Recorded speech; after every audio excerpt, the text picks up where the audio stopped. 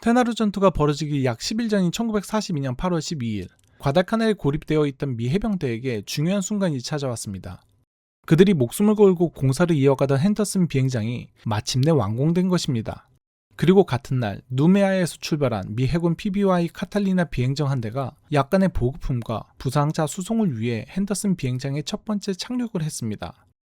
이로써 핸더슨 비행장은 아직 완전히 정비된 상태는 아니었지만 적어도 이제는 항공기 운영이 가능하다는 사실이 확인되었습니다. 이 사실을 보고받은 남태평양 미군 총사령관 로버트 곰리 중장은 이제 이 비행장으로 실제 전투기를 전개할 것인지 여부를 두고 고민에 빠지게 됩니다. 불과 며칠 전 벌어진 사보섬 해전에서 미 해군 순양함 전력이 큰 피해를 입으면서 당시 솔로몬 해역의 제해권은 일본 해군 쪽으로 기울어 있었기 때문입니다. 이런 상황에서 귀중한 정규 항공모함을 과달카날 항공기 수송 임무에 투입했다가 일본 함대와 충돌할 경우 미 해군은 또 하나의 항모를 잃을 위험을 감수해야 했습니다. 결국 곰리 중장은 이런 위험을 최소화하기 위해 정규 항모 대신 상선을 개조해 만든 소형 호위 항공모함 롱 아일랜드를 이용한 수송 작전을 승인하게 됩니다. 그러나 이 작전 역시 결코 안전한 임무는 아니었습니다. 일본 정찰기에 발견될 경우 작은 호위 항모 한 척은 순식간에 침몰할 수 있었기 때문이었습니다.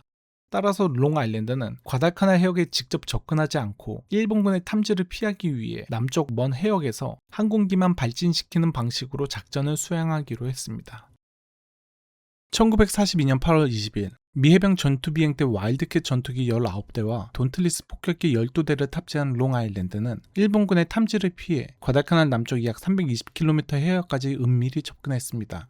롱 아일랜드는 소형 항공모함이었기 때문에 함속을 최대한 끌어올려 인위적으로 맞바람을 만들어냈고 31대의 항공기들은 모두 무사히 이륙에 성공했습니다.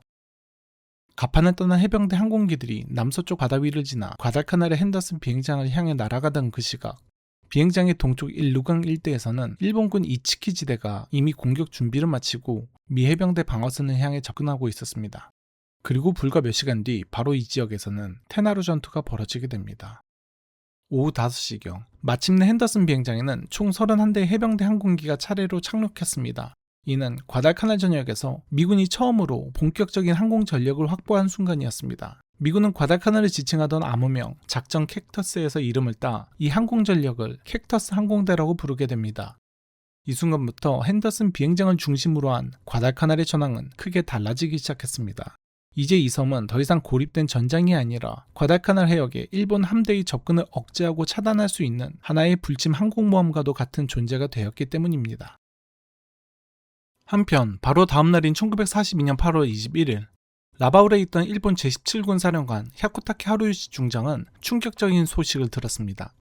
과달카날 동부 일루강 일대에서 벌어진 테나루 전투에서 선발대로 투입된 이츠키 지대가 거의 전멸했다는 보고였습니다.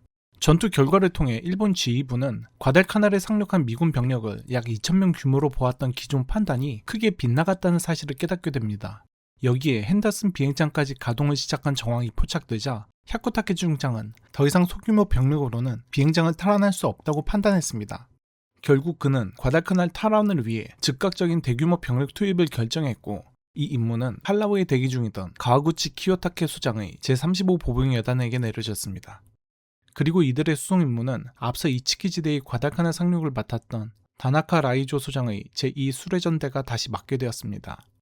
그러나 다나카는 이미 핸더슨 비행장이 가동된 이상 낮 동안의 대규모 수송은 미군 항공기에 노출될 수밖에 없다며 작전의 위험성을 경고했습니다. 그럼에도 불구하고 일본 육군 수뇌부는 시간을 지체하는 것이 오히려 더 큰 위험이라고 판단했고 증원 계획은 예정대로 추진되었습니다.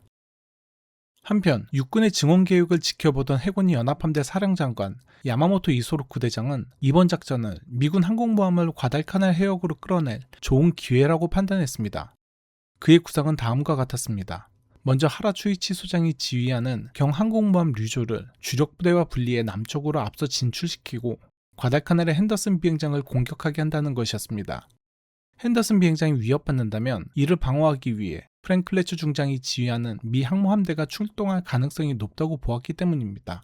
그리고 바로 그 순간 류조를 향해 접근하는 미군 항공모함을 후방에서 대기하던 나구모 주이치 중장의 주력 항모부대 쇼카쿠와 주이카쿠가 기습 공격을 가한다는 계획이었습니다.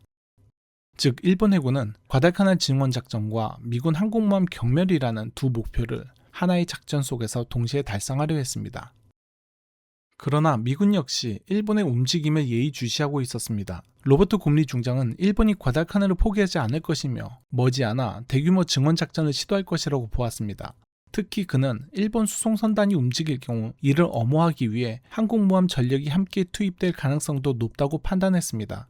이에 따라 프랭크 플래처 중장이 지휘하는 미 항공모함 기동부대 TF-61은 과달카나 동쪽 해역에서 일본 함대의 움직임을 탐색하며 대비태세를 유지하고 있었습니다. 이 해역은 일본 함대가 남하할 경우 반드시 통과할 가능성이 높은 길목이었습니다. 양측은 아직 서로의 정확한 위치를 알지 못한 채 정찰기만이 넓은 해역 위를 오가고 있었습니다. 그런데 바로 그때 예상치 못한 문제가 발생했습니다. 미 항공모함 와스프의 연료가 거의 바닥나고 있었던 것입니다. 당시 플래처는 일본 함대와의 본격적인 충돌이 당장 벌어질 가능성은 높지 않다고 판단했고 결국 와스프를 남쪽으로 보내 해상 급유를 받게 하기로 결정했습니다. 이로써 미군 항공모함 전력은 3척에서 2척으로 줄어들었습니다. 이는 동시에 전개할 수 있는 항공 타격 능력이 줄어들었음을 의미했고 이 차이는 곧 다가올 해전에서 미군이 감수해야 할 부담으로 남게 되었습니다. 그리고 1942년 8월 23일 밤 과달카나 동쪽 해역에서 양측 기동부대는 정찰기를 띄우며 서로의 위치를 탐색하기 시작했고 곧 이 해역에서 동부 솔로몬 해전이 시작됩니다.